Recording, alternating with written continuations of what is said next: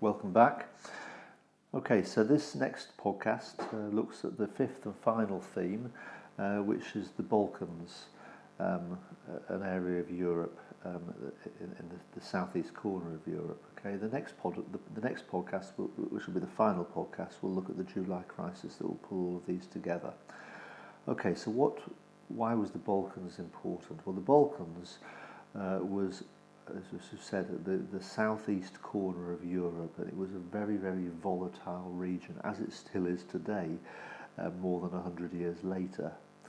And the argument is that you've got these two alliance systems, and they got literally sucked into a local conflict in the Balkans between Austria-Hungary and a newly formed nation called Serbia. And that local conflict basically acted as the catalyst that pulled the two alliance systems into war with one another in 1914. So a particularly volatile part of Europe. So what do you need to know about it? Okay, well, historically, if you go back through the centuries, the whole of this region of Europe, and looking at the map here, was actually ruled by Turkey, or the Ottoman Empire. So nowadays, of course, we think of Turkey as this region here that I've just marked with an asterisk. But in those days, Turkey controlled most of the Balkans. Now, as we know, the 19th century was the age of nationalism, the formation of nation states. It began, of course, with the formation of Germany in 1870. There was no nation called Germany. Germany came into existence. That had a sort of ripple effect throughout Europe. It inspired other nationalities who did not have their own country to follow suit. So Italy also was formed as a nation, in part as a consequence of the German unification. Italy came into existence. Well, those events really rippled down into southeast Europe to the Balkan territories, because of course the Balkans, although it was part of the Turkish Empire, consisted of numerous nationalities, people who wanted to form their own country. So as you can see, and we won't go into the details of this, by the late 19th century, Turkey was in decline. Her empire in the Balkans was breaking up as people were forming their own new nations. So, for example, Romania there became a nation. Bulgaria became an independent kingdom, and in particular, the country of Serbia. Now, Serbia was different from the others. In fact, the fact that Serbia was a much more ambitious new nation state, okay, that was determined to expand her frontiers because there were other people of similar nationality who were not within Serbia's new frontiers. Now, it's not particularly clear on this map, but if you look to the north of Serbia, you have got Austria-Hungary, and I'm drawing a line here. Okay, there's the Austro-Hungarian border, and round to the west of Serbia.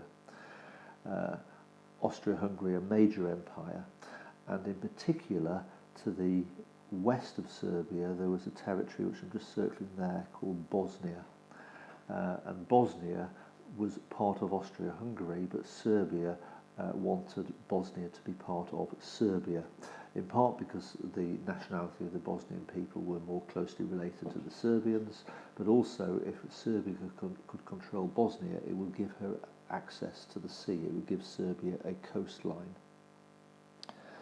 Okay, so we've covered the key points there. Moving on to the next slide.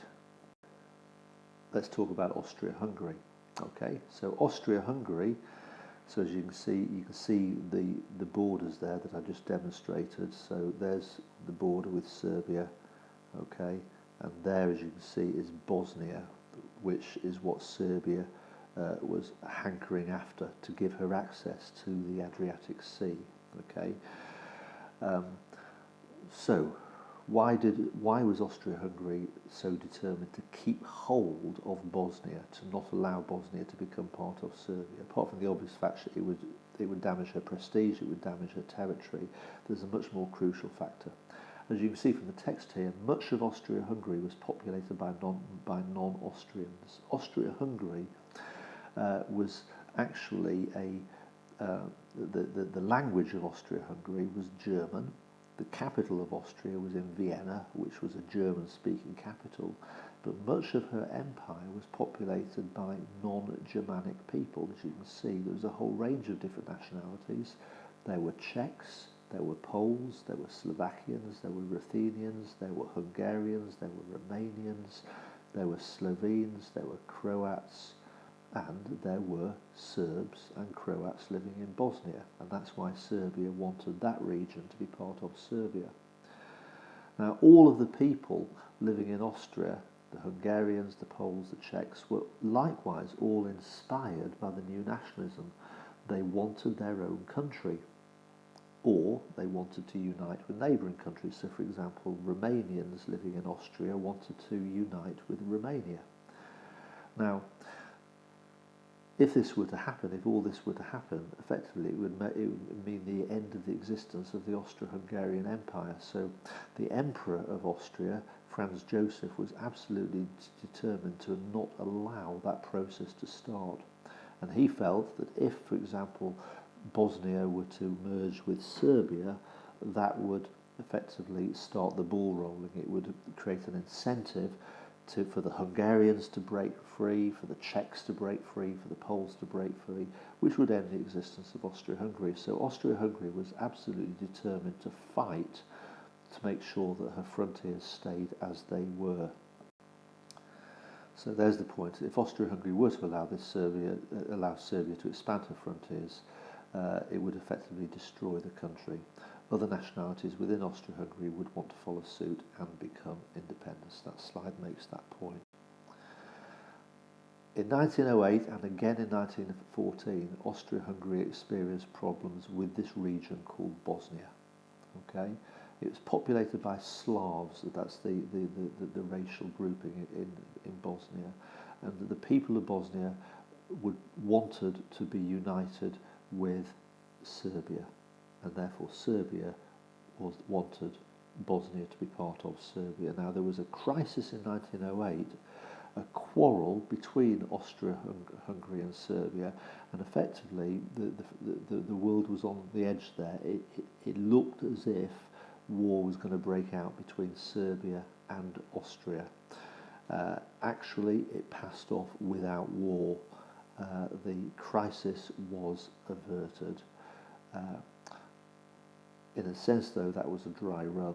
In 1914, a similar crisis broke out between Austria and Serbia, and that did not resolve itself peacefully. It ended up with war breaking out between Serbia and Austria, which leads nicely into the final podcast, the July crisis of 1914.